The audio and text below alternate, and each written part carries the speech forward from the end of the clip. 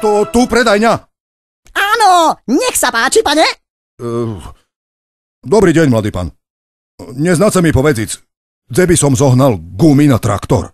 No, tu predsa u nás sa dá kúpiť široký sortiment traktorových pneumatík. Co? Tá náš predseda mal pravdu. Hovorí mi, Feri, vež motor a idz do Rodkiva kúpiť gumy. Lebo tu tak mám napísané, že jaké... No lebo nemám okuliare.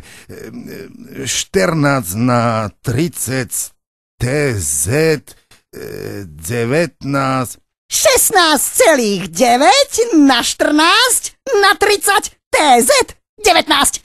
Také? Hej, také, môj zlatý. Znáce, to ja s tým bars nerobel, bo ja u nás na družstve dlhé roky robel na udržbe. No lenže znáce, jak to teraz. Všetko še pomenilo, už robím i toto, jento i tamto, no co treba. No tá, máte také pneumatiky? No a jak by nie? Tu sú jak pre vás. Keľo dáme? 2, 3? Joj, čekajte.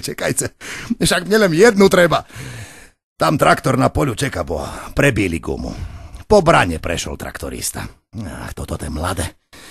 To nekúka, co še robí okolo neho. Splácha splašená.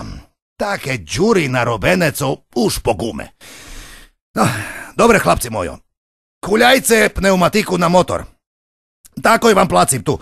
A čujete, ešte taká vec, že ja mám doma malý majorik. Hej.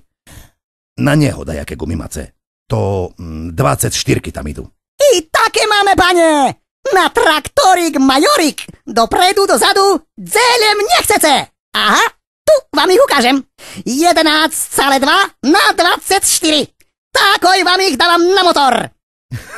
Tá vy šarkanie, chlapci. Vera Bože, i na môj traktorik gumy tu. No tá dneška tu príde môj žec, tá tako ich vežne. Odlož sa mi ich.